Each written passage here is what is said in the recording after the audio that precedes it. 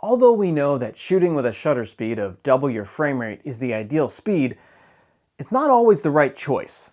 Today we are going to take a deep dive into electricity to learn why. My name is Timothy Reese, and I've worked in the television, film, and photography world as a director of photography and a photographer for nearly 20 years. Check out my videos as we cover not only the how, but also the why of various technical and creative techniques used in the creation of real images. This discussion will be using the US as an example of how electricity is sent to our homes and businesses. In other countries, the frequency of electricity might differ, so the principles still apply, but the math might be different. I know I said the M word, but don't worry, this won't get too technical. Simple division at most, I promise. Okay, let's get started. Electricity, specifically AC, short for alternating current, does just that. It alternates. The energy coming out of the wall socket is not a steady stream, but rather a flow of current that constantly alternates its polarity. As you can see, the current constantly ebbs and flows, going from a positive to a negative at a frequency of 60 Hz. This means it crosses the zero line threshold 120 times per second. If you send this into an electric light bulb, the bulb itself will be turning on and off 120 times per second. Every time the power flow crosses this threshold. Now, the actual result of this to the human eye is usually not seen at all. And that's for a variety of reasons. The first is something called the critical flicker frequency.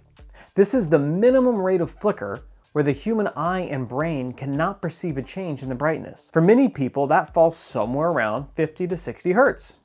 But that's not the only reason why we don't typically see our lights flickering to our eyes. When applied to incandescent light bulbs, there is a certain amount of thermal energy that stays present in the bulb between these short cycles. This is a result of the light emanating from the bulb being the glow of the heated tungsten element. The power is never long enough between cycles for that glow to completely diminish. For the most part though, incandescent light bulbs are now a thing of the past, replaced by fluorescent and LED bulbs. These often run at the same or much higher frequencies than incandescent bulbs.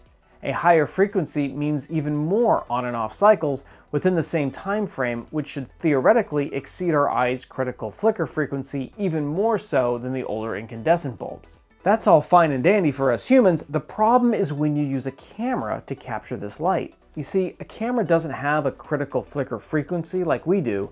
Instead, its frequency is influenced by a combination of the recorded frame rate and the shutter speed. Flicker occurs when the camera's frequency does not match the frequency of the artificial light illuminating your image. This can result in frames being recorded that don't have the same quantity of light as the frame before or after it, and that's where you start to see flicker. Ideally, you want the camera shutter to be set in multiples of the AC cycle rate. So in the US, with the standard 60 Hz AC frequency, you could shoot at 30 frames per second and use 1/60th, 1/30th, or 1/20th of a shutter. But what about frame rates outside of 30? Well, 2398 or 24p, as it's often referred to, is extremely popular. Or what if you need to shoot at 25 frames per second for video delivered in the UK, but you were shooting in the US? The other way to avoid flicker is to use a shutter speed that allows the same amount of light, or peaks of the sine wave, to expose your image. This exposure consistency can allow the use of speeds that don't quite evenly divide into your electrical cycle rate, but will be consistent enough to not create flicker in your video. There's one more trick we have up our sleeves to deal with pesky flicker, and that is a feature on many cameras called ClearScan. This allows you to fine-tune your shutter speed into smaller increments to help more precisely dial away the flicker. This can help in many cases when the standard speeds aren't working, or if you're shooting TVs or computer screens, as those often flicker under standard settings. What might have worked when only incandescent bulbs were around becomes much more complicated now that we have so many different types of light sources. If you have a location that is using a combination of these things, a mix of fluorescents and incandescents and LEDs, they may not all be running on the same frequencies.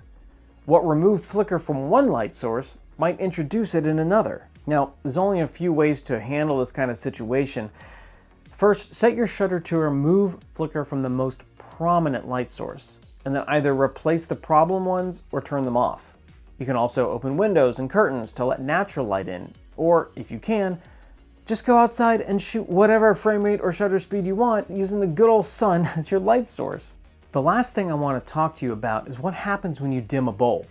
Dimming an incandescent light bulb reduces the voltage going to the bulb and therefore reduces the brightness. Two other things happen when you do this though to an incandescent bulb. The bulb itself glows warmer since it's not glowing as hotly, which will affect your white balance, and eventually it may start to create a buzzing sound as the filament inside the bulb vibrates. Now, dimming an LED can cause much bigger problems.